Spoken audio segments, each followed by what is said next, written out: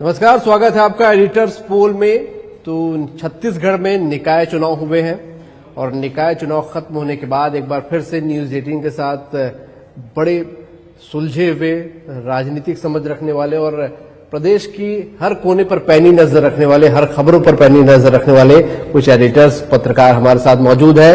और हर बार की तरह हम एक बार फिर एडिटर्स पोल लेकर आए हैं और हम जानने की कोशिश करेंगे 15 तारीख के नतीजों से पहले दरअसल क्या छत्तीसगढ़ में जो वोटिंग हुई है उसका मायने क्या है, किस दिशा की ओर ये निकाय चुनाव जा रहे हैं, कौन जीत सकता है, किसका पलड़ा भारी रह सकता है, तमाम विषयों पर चर्चा होगी।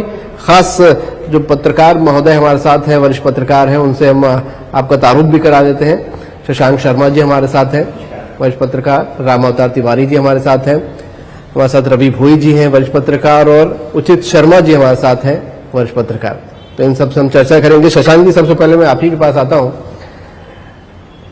10 निगमों की अगर हम बात करें, यहां पर 10 निगम में कौन से ऐसे निगम है जहां पे आपको लग रहा है कि कांग्रेस भाजपा अच्छी टक्कर में है और कहां पर किस पार्टी का एक तरफा झुकाव दिख रहा है आपको? देखिए, आपने तो एकदम से सीधा सवाल रख दिया। पहले ही सवाल जो है मुझे लगता है कि चुनाव जब होता है अभिषेक जी, तो टक्कर तो हर जगह होती है।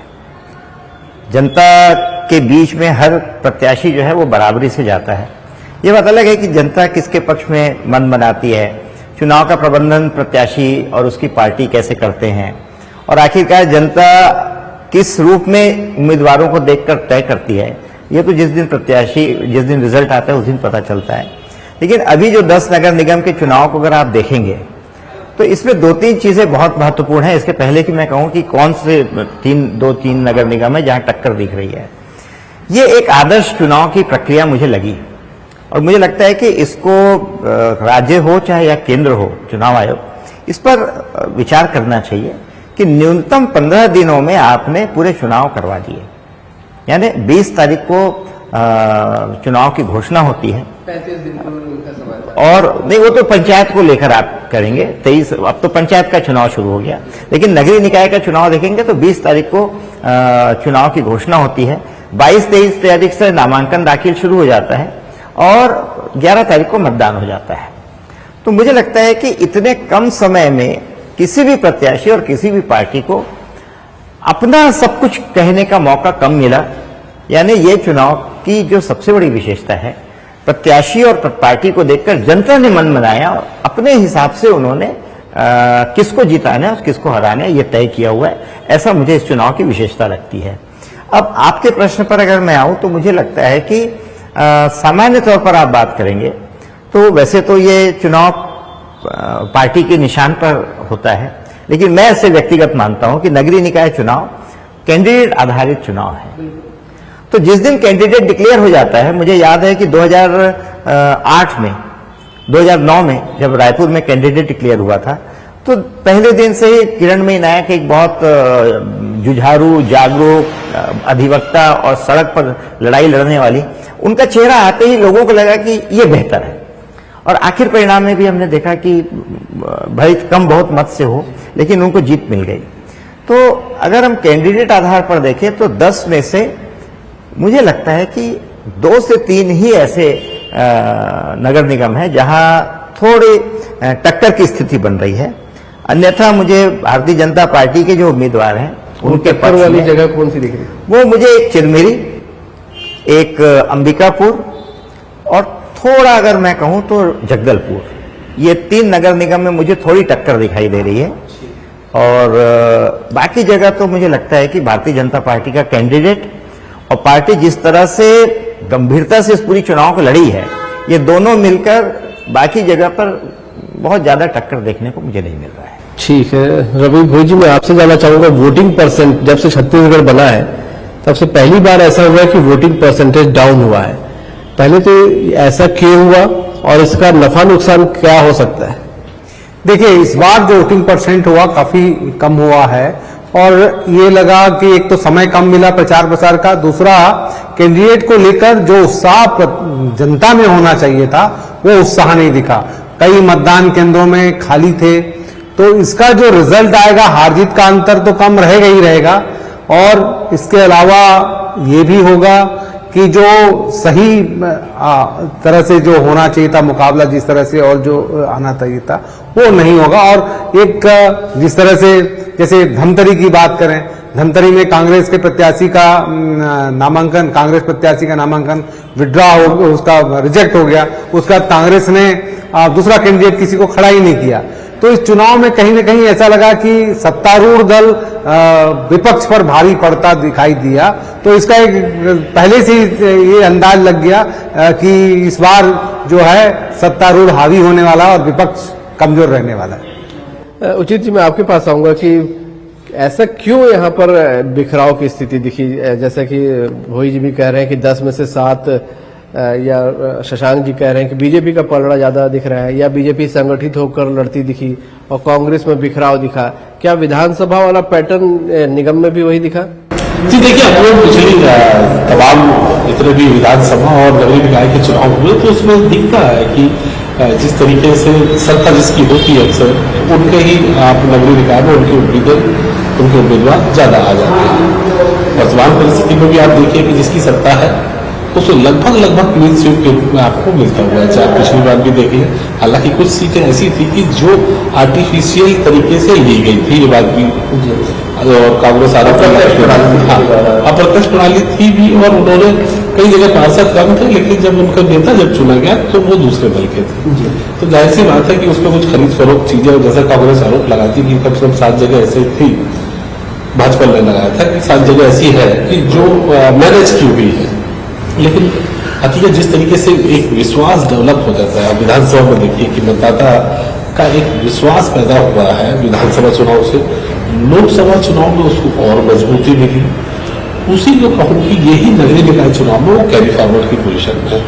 तो आज आप दूसरे विपक्ष वाले कितने भी कह लें, लेकिन एक विश्वास जो डेवलप हुआ है भाजपा की ओर, भाजपा की तरफ या भाजपा के लिए, वो तमाम कारण हो सकते हैं, चाहे माताजी बंधन हो, बोनस हो, या एक 13 महीने की एक जिसमें सरकार हो, जो एक जिसमें सुशासन नाम दिया गया कि सुशासन एक बेहतरीन सुशासन के नाम से चल रही हो, तो ये तो जो विश्वास है वो कैरी फॉरवर्ड हुआ है। इस एक बड़ी वजह है जिसके कारण इनको लाभ एक अपर पे ले जाता है भारतीय जनता पार्टी को। तो जो शशांक जी कह रहे थे कि बहुत उम्मीद है, मैं भी उसके साथ चाहूंगा कि जो भाजपा के अपर पे है लगभग 7, अभी फिलहाल की स्थिति में तो 7 के आसपास की चीज लोग एक्सपेक्ट कर सकते हैं।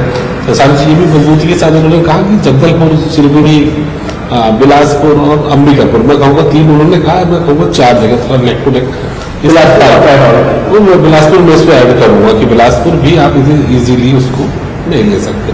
और जो वो जी कह रहे थे कि इस बार मैं कहूँगा कि बद इंतजामी बहुत ज्यादा थी चुनाव आयोग और परिसीमन की वजह से।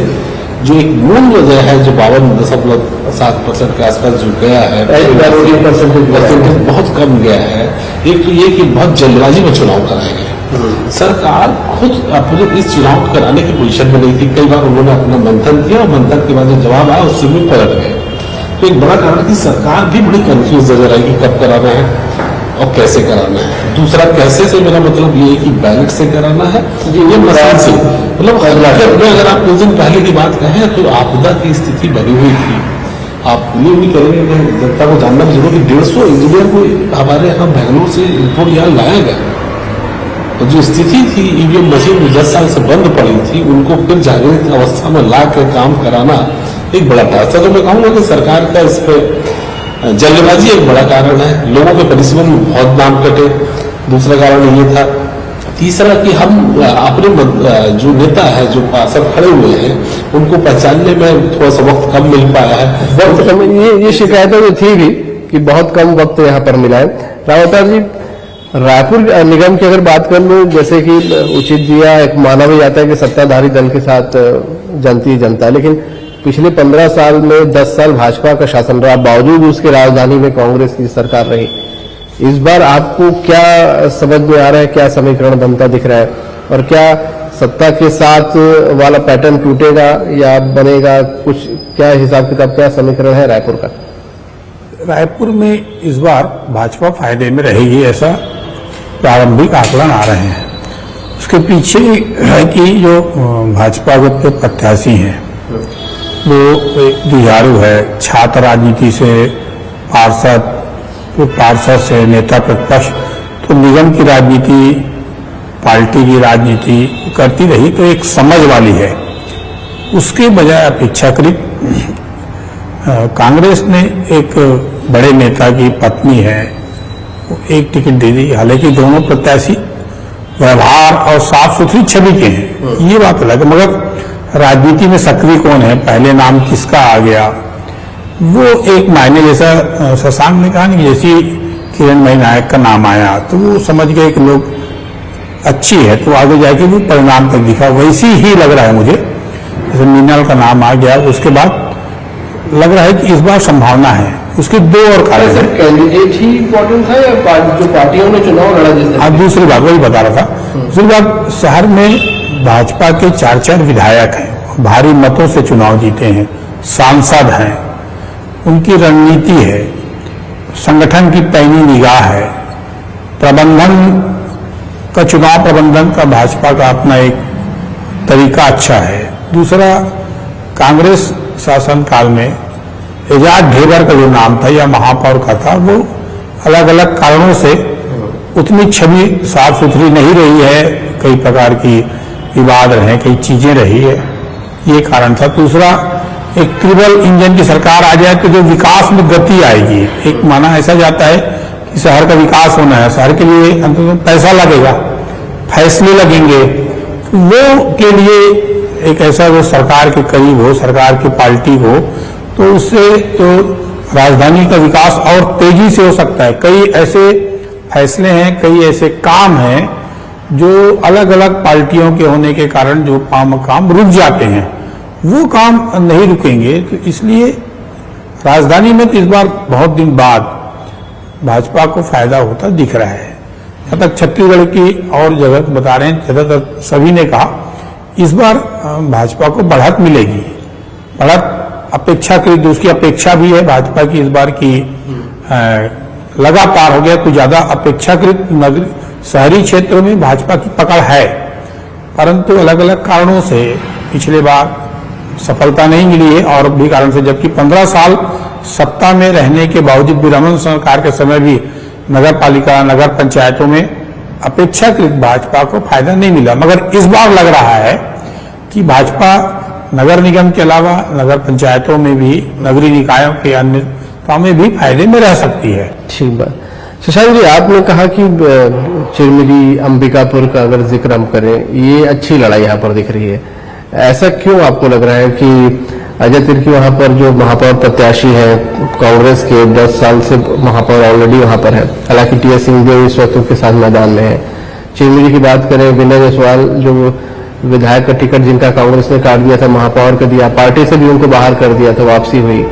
उनकी पत्नी पिछली बार महापौर थी, और बीजेपी के जो प्रत्याशी हैं वो तो पहले भी चुनाव यहाँ पर हार चुके हैं। तो यहाँ पर कड़ी टक्कर का कारण क्या आपको समझ आ रहा है? देखिए, कड़ी टक्कर शब्द मैंने इस्तेमाल नहीं किया, मैंने कहा कि टक्कर है।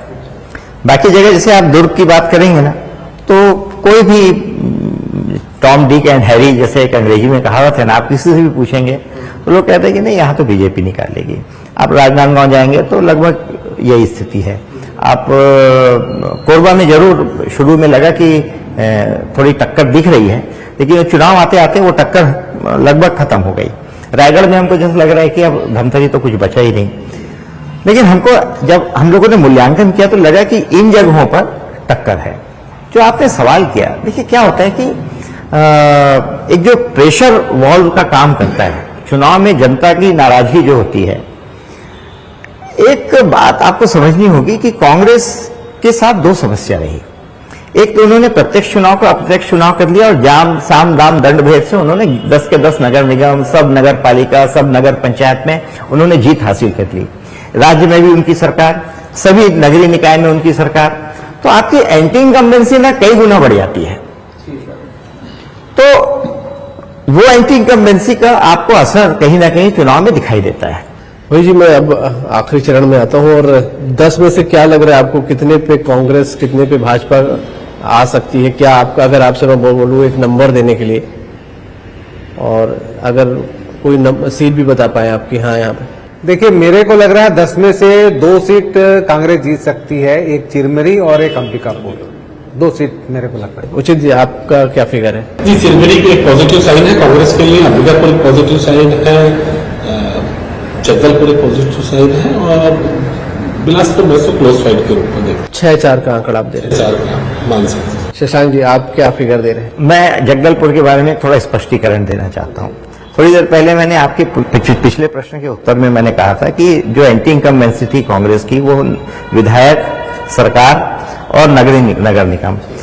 जगदलपुर में जो दिक्कत हो रही है भारतीय जनता पार्टी की, जो थोड़ी सी दिक्कत हो रही है, वो है कि जो पूर्व महापौर है सफीरा साहू, वो कांग्रेस छोड़ के भारतीय जनता पार्टी, तो वो एंटी इनकम्बेंसी का भी कुछ प्रभाव भारतीय जनता पार्टी के कैंडिडेट को उठाना पड़ रहा है। अदरवाइज जो छवि की अगर आप बात करेंगे तो छवि में भारतीय जनता पार्टी के प्रत्याशी की छवि कांग्रेस पार्टी के प्रत्याशी के बजाय कई गुना आगे है। तो इसलिए यहां पर थोड़ी टक्कर इस दल बदल के कारण का भी मतलब वो असर थोड़ा सा दिख रहा है। अन्यथा मुझे लग रहा है कि वहां पर भी मुझे क्लियर दिख रहा है। जहां तक आपने मुझे अंक पूछा तो मुझे लगता है कि 9-1 दिख रहा है। एक कौन सी छोड़ रहे हैं? एक मुझे